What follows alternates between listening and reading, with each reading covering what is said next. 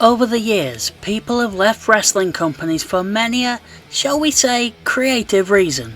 From being caught smiling at the wrong time on camera, to appearing in the crowd on their opposition's TV show. Today I want to highlight one of the more bizarre ones, all of which started with an email, and a whole lot of lies that were uncovered because of it. I'm talking about the last time Vince Russo left TNA, that we know about at least, because there were many people in the company who didn't even know he'd been working there for nearly a year. In this video, we'll look at the firing of Vince Russo, and the email he sent that made the wrestling world point and laugh at TNA. We'll look at the timeline of events, and whether or not it made an impact on them leaving Spike TV. Before we get started, I know what you might be thinking. You're probably expecting this video to be peppered with that one annoying word that Vince Russo is well known for. If it makes the prospect of this video a bit more bearable, I promise to only use it just once in the whole video. In September 2006, Vince Russo was brought back into TNA as the head writer, and many of the most insane TNA matches and moments came from the era that followed. Kurt Angle in the tanning bed, the fish market street fight, and a barbed wire Christmas tree. Not to mention all manner of mad shit involving Abyss. One such match with a last rites stipulation gave birth to a chant that would become very familiar on TNA shows: Fire Russo. For the next several years, Russo came across as being quite bulletproof. I feel like we all know that person at work who seems to keep failing upwards. Well, that was Vince. The chants went on for so long that many wondered just how he had lasted as long as he did, and the answer may well be Dixie Carter. We'll get back to her. Before we get to the email, some background information is needed to explain how we got here. The story really begins in October 2011, where after 5 years of being a leading voice in TNA's creative, Vince Russo was removed as the head writer and replaced by Bruce Pritchard. Russo is still involved, but unlike in the past, the process is set up for Pritchard to make major revisions and set the course for the big storylines and the larger outline of the shows. Essentially, Bruce would act like Vince McMahon and be the filter of Russo's ideas, much like it's been said many times that Russo benefited from having in WWF. As far as why Vince would accept this change, some theorise that it may have been a self-preservation move. Russo may have embraced a lesser position rather than waiting for TNA president Dixie Carter to completely cut ties with him. Despite negative reviews of Russo for years, Dixie has stayed loyal to him, but he may have feared that loyalty was running out.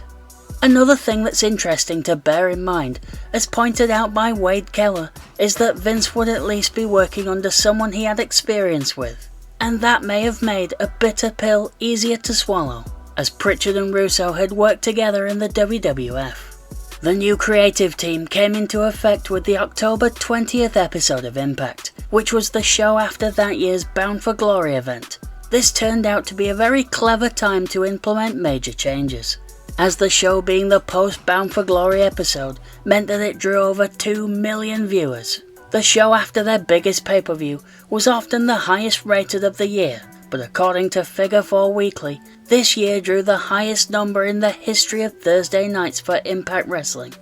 The critical reception to this show was frankly more positive than usual, with even Brian Alvarez, who was well known as a harsh critic of the company for many years, praising James Storm winning the world title and beginning a new story with Bobby Roode. At least it felt like a fresh main event story to lead with. That's not to say that anything got magically better though. Pritchard's goal was to slow down the pacing and have less happening on the show, with the idea that it would mean more. From that standpoint, the television is a lot better, but it's still most weeks far from a great show. The same problems that were there are still there, as a lot still doesn't make sense. One very notable change that came in soon after Russo left the top spot was that Bobby Roode would become the first long-term world champion that the company had had in many years, holding it for 9 months. To put this in context, From the inception of the TNA World title in 2007 to me writing this in November 2025, Rude's reign is still the second longest in history. The current record holder is Josh Alexander, meaning that for over a decade, Bobby Roode was number one. Bobby's reign began within a month of Russo leaving the top creative spot, and by the time he would lose in July to Austin Aries, Vince would be gone from the company completely. While the new writing team would last for a few months, Vince Russo would end up leaving TNA in February 2012. In the week he left, Russo was the cover story of the Pro Wrestling Torch, but his absence wasn't as celebrated as you might think. The story they led with made sure to point out that one man leaving wasn't going to turn the creative around overnight, based on a poor review of that weekend's Against All Odds pay-per-view. So just as many TNA fans who had pegged Vince Russo as the primary problem in TNA over the years were celebrating news of his imminent departure, TNA showed that Russo was hardly the problem. He's been blamed for a lot, but he can't be blamed for the overpush of Garrett Bischoff. Truth is, he's been out of power for months. Almost like a sign of things to come, a week later, the Observer would note that Russo had actually been gone for a few weeks, but it had been kept from the public, even from talent, until after Against All Odds. Nobody could figure out why people at TNA were not denying nor confirming it, even though reports were everywhere and most knew. It is believed Russo's son, who worked in production, also gave notice. On February 14th at the Impact tapings after the pay-per-view, Dixie Carter would announce Russo leaving to the world on Twitter, which, as you can imagine, was as well received as it was ever going to be. In the report published in The Observer, Dave implies that this was in the works for quite a while, and his replacement had already been picked, as when Dave Lagana left ROH for TNA, we were told specifically that it was for a writing job, and that he was likely going to end up as the replacement for Vince Russo. In March 2012, Vince would publish his first official statement after leaving TNA, where he would complain that, quote, "No one dirt sheet writer out there, and yes, that's how the professional writer spelled it, attempted to call me to get the facts. Everything out there is speculation, and it's so off the mark that it's comical." As we would soon get confirmation of, those writers would in fact have his contact information, his email address for example. It's here where the story gets truly bizarre. On July 15th, 2014, Mike Johnson of PW Insider would receive an email that he clearly wasn't meant to.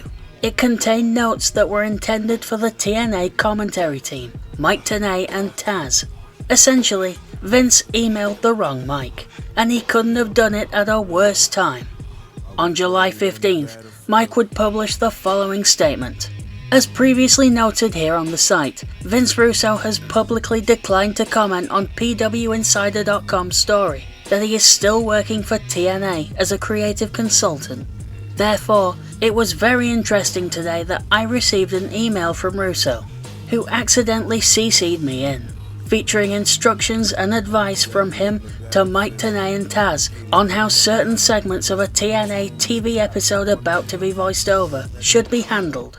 That should put to rest, once and for all, any question that Russo is still involved and working for TNA. On the same day that the news broke, Vince Russo would make a quite bizarre statement on his Twitter. It's no longer online for reasons we'll get to, but according to PW Insider, the now deleted statement read, "Wow, just amazing to see that anybody will print anything as truth without checking into it. Nice to see the swerve still works." Vince here is implying that he threw the story out to see who would print it. Russo's problem here is that Mike had clear evidence that Vince himself sent him, and so Russo only looked worse by doubling down on his lie.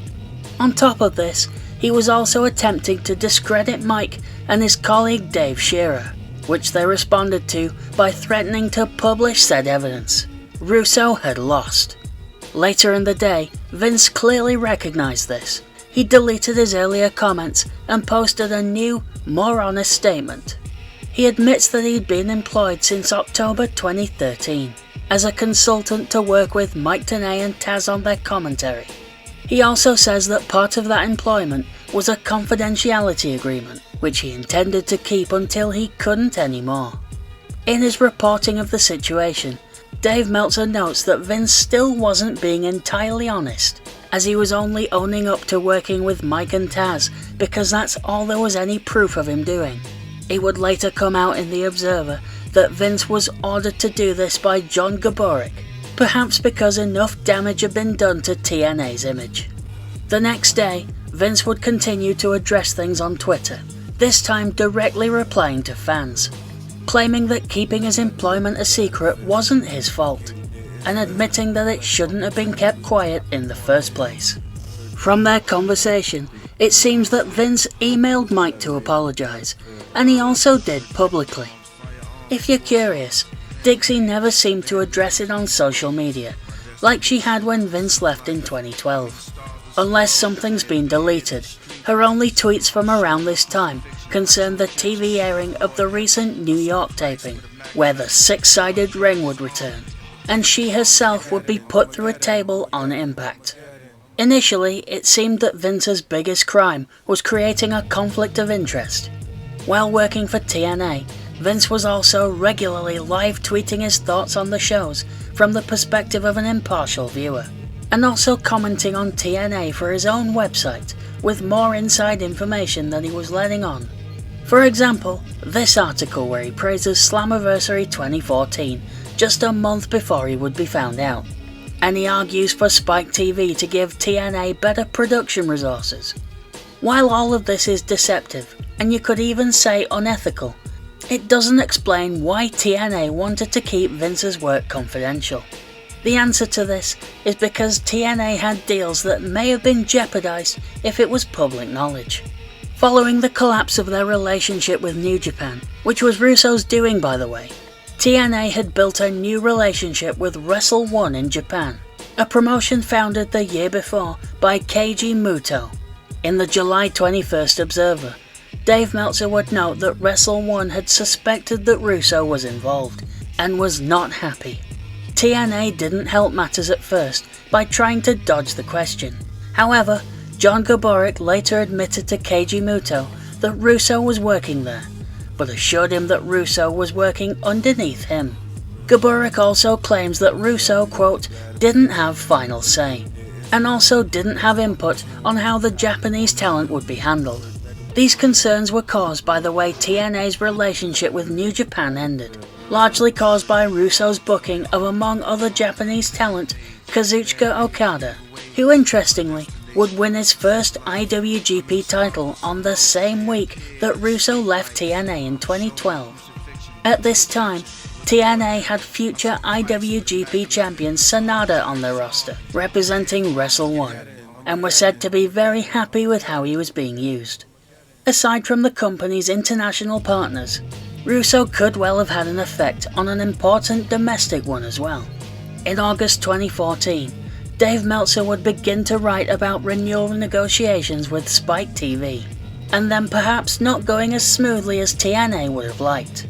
He cites two main reasons for this, the first being that Spike had put a lot of money into TNA, and had even paid for individuals like Hulk Hogan and Eric Bischoff to come in, and may have been feeling that they weren't getting a sufficient return on that investment. The second reason is that they were lied to about Russo. That's why TNA was in such a panic when Russo's email accidentally was sent to Mike Johnson, because they had denied Russo was working there after Spike had made it clear a long time ago they didn't want him involved. TNA had evidently figured if they didn't tell anyone that nobody would know. As reported in this issue, on July 30th Vince would leave the company seemingly forever. Depending on whose story you believe, Vince would seemingly go out telling one more lie. He would tweet, "Officially done with TNA. Today they suggested a break. I declined. Finality was better for me." On August 11th, Meltzer, who likely still resented Russo for all of his terrible writing in WCW, wrote a long and detailed account of all that had happened, noting that Vince had actually been fired by John Gaborik. Over the next few weeks, Now that he was fired and had no confidentiality agreement, Vince would drip feed information out through the subscription service on his website, the horrifically titled Pyro and Ballyhoo.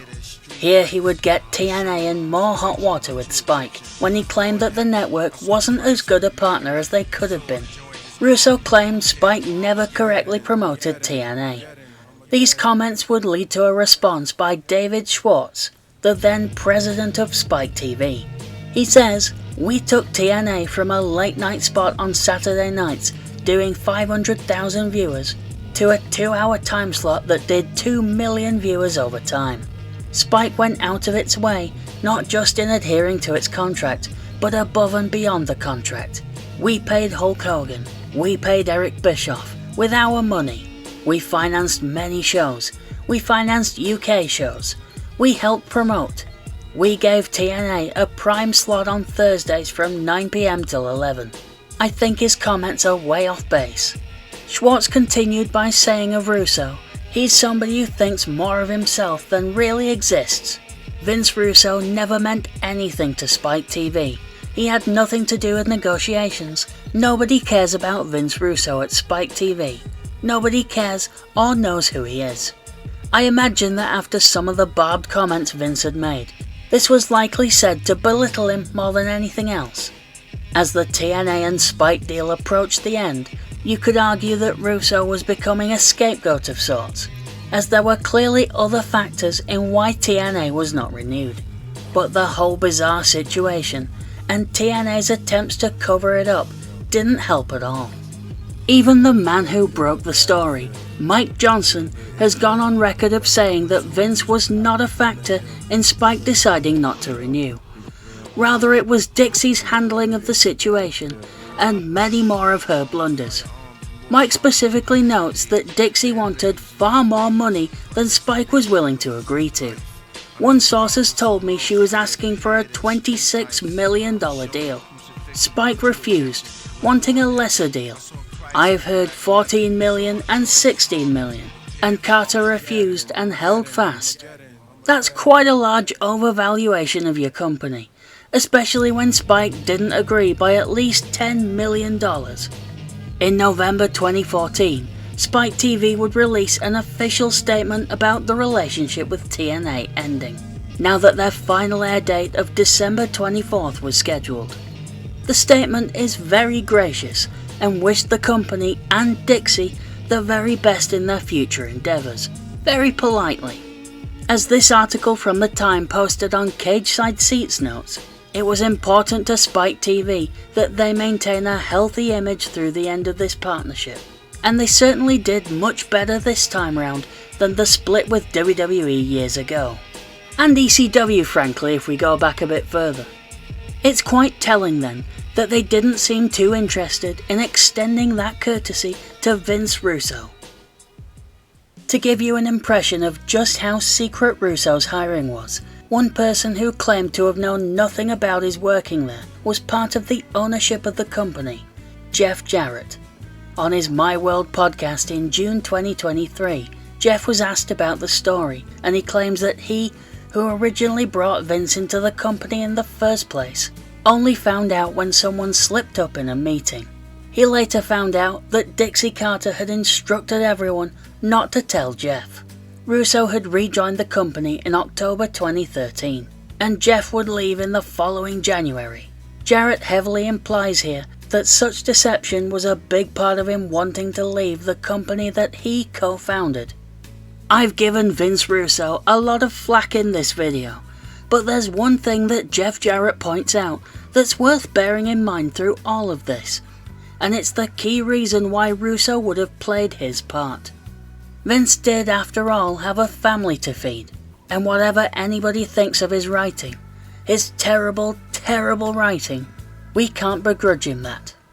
Looking back all these years later, knowing the highs and all of the lows that TNA has had since, Russo's email blunder felt like a giant story at the time, but in the grand scheme of things didn't end the world. It is, however, one of the funnier TNA cock-ups, and certainly a unique one, bro. See, only did one in the whole video. When I started working on this video, This story was effectively Vince Russo's exit from working with wrestling promotions, at least full-time. As of early November 2025, this appears to not be the case anymore, as Vince, who told the world he was leaving wrestling more times than Terry Funk thought about it, joined JCW. For all the criticism that he gets, much of it deserved, I do hope that Vince can end his time in pro wrestling on a higher note than the way he left TNA. It's Vince Russo though, who knows when the next swerve might come. Thank you for watching yet another wrestling channel. If you enjoyed this, please comment, like or subscribe.